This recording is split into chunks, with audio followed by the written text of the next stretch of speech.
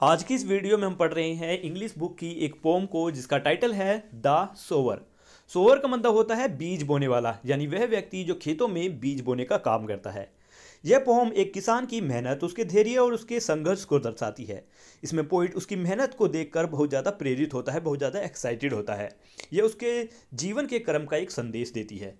तो चलिए अब पोम को लाइन बाय लाइन रीड करते हैं। पहले मैं आपको बता दूं कि इस पोम के असली राइटर हैं विक्टर जो कि एक फ्रेंच राइटर है, लेकिन इस पोम को ट्रांसलेट किया गया है विक्टोर दुत द्वारा। तो अब रीड करते हैं स्टैंजा नंबर 1। लिखा है सिटिंग इन अ पोर्चवे कूल। पोर्चवे का मतलब होता है बरामदा। सनलाइट आई सी डाइंग फास्ट। पोइट कहते हैं कि एक ठंडी बरामदे में मैं बैठा, मैं देखता हूं कि सूरज की रोशनी जल्दी से गायब हो रही है। Twilight has turn on to rule, working hour have well night past. Twilight यानी सांझ का समय। तो पोइट कह रहे हैं संध्या मतलब सांझ का समय तेजी से शासन कर रहा है, मतलब शाम छा चुकी है आसमान में और काम के घंटे लगभग समाप्त हो चुके हैं। स्टेंजा का मतलब है कि कवि एक ठंडी और शांत बरामदे में बैठा है और देख रहे हैं कि सूरज की रोशनी धीरे धीरे कम हो रही है। जैसे जैसे सूरज ढलता जा रहा है, रात की शुरुआत होने लगी है और यह काम के खत्म होने का एक संकेत है। नेक्स्ट है stanza number 2। Shadow run across the land but a shower lingers still. Lingers का मतलब वो होता है रुका हुआ। पोइट कह रही हैं कि परछाइयां भूमि पर फैल रही हैं, मतलब अंधेरा छा रहा है, लेकिन एक बीज बोने वाला अभी भी वहीं ठहरा हुआ है। Old in rags he patent stand looking on I feel a thrill. Thrill मतलब उत्साह भर जाना किसी के मन में। तो यहाँ पर पोइट कह रहे हैं कि वह एक बूढ़ा है जो वहाँ पर खड़ा है मैदान में। वह एक बूढ़ा है, फटे पुराने कपड़े पहने हैं, लेकिन बड़े धैर्य के साथ वो वहाँ पर खड़ा है। उसे देखकर मेरे मन में एक उत्साह की लहर उठी है। स्टेंजा का मतलब है कि शाम की परछाई खेतों में फैली रही है। एक किसान जो बूढ़ा है, वो फटे पुराने कपड़े पहने हैं उसने, वो बीज बोने वाला व्यक्ति है, अभी भी अपना काम कर रहा है। कभी उसको मेहनत को देखकर बहुत ज़्यादा एक्साइटेड हो रहे हैं। नेक्स्ट है stanza number 3। Black and high his silhouette. Silhouette का मतलब होता है इंसान की परछाई। Dominates the furrow deep. Furrows का मतलब होता है वो गड्ढे जो खेतों में बनाए जाते हैं, लंबे लंबे गहरे गहरी लाइंस जिसमें बीज बोया जाता है। तो पोइट कह रहे हैं काला और ऊंचा, उसकी परछाई गहरी लकीरों पर हावी हो जाती है। Now to show the task is set soon sell came a time to reap.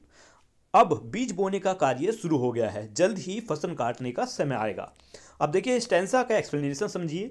कवि देखता है कि किसान की परछाई गहरी लकीरों जिनमें बीज बोए जाते हैं उन पर पड़ रही है। यह समय बीज बोने का है जो भविष्य में फसल का आनंद लाएगा। यह उसके कर्म का एक फल होगा। Stanza number 4। Marches he along the plain to and fro and scatter wide from his hand the precious grain.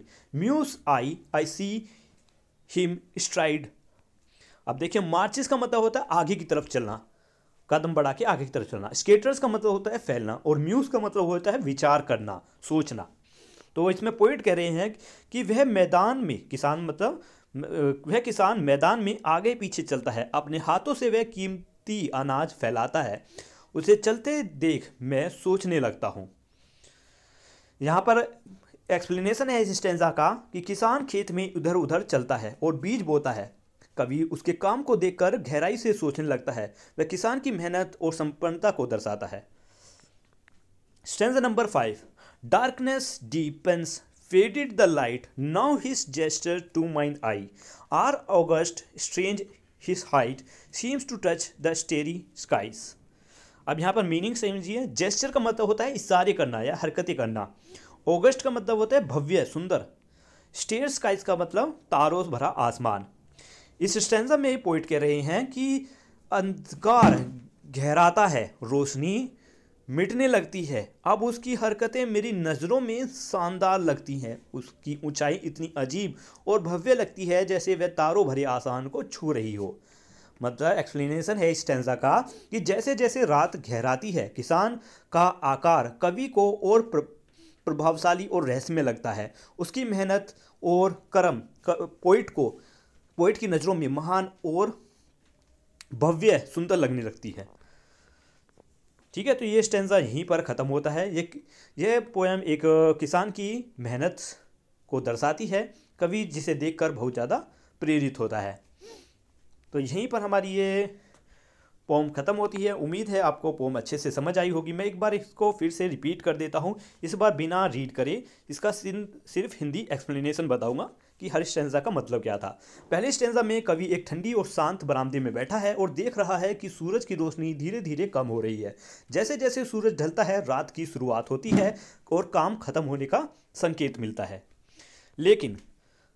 लेकिन शाम की परछाई खेतों में फैल रही है और एक किसान जो बीज बोने वाला है वो अभी भी वहाँ पर काम कर रहा है। कवि उसकी मेहनत को देखकर बहुत ज़्यादा प्रेरित होता है। अगले स्टेंजा में बताया है कि कवि देखता है कि किसान की परछाई गहरी लकीरें यानी जिनमें बीज बोए जाते हैं उस पर पड़ रही है परछाई। यह समय उसके बीज बोने का है जो भविष्य में फसल का आनंद लाएगा। स्टेंजा नंबर 4 में एक्सप्लेनेशन है कि किसान खेत में इधर उधर चलता है और बीज बोता है। पोइट उसके काम को देखकर गहराई से सोचने लगता है। यह उस किसान की मेहनत को दर्शाता है। आखिरी स्टेंजा में बताया गया है कि जैसे जैसे रात रात गहरी होती है किसान का आकार पोइट को और ज़्यादा प्रभावशाली और रहस्यमय लगता है। उसकी मेहनत और कर्म पोइट की नज़रों में महान लगने लगती है। ठीक है, तो वीडियो यहीं पर ख़त्म हुई। मिलते हैं नेक्स्ट वीडियो में एक क्वेश्चन आंसर के साथ। तब तक के लिए बाय बाय।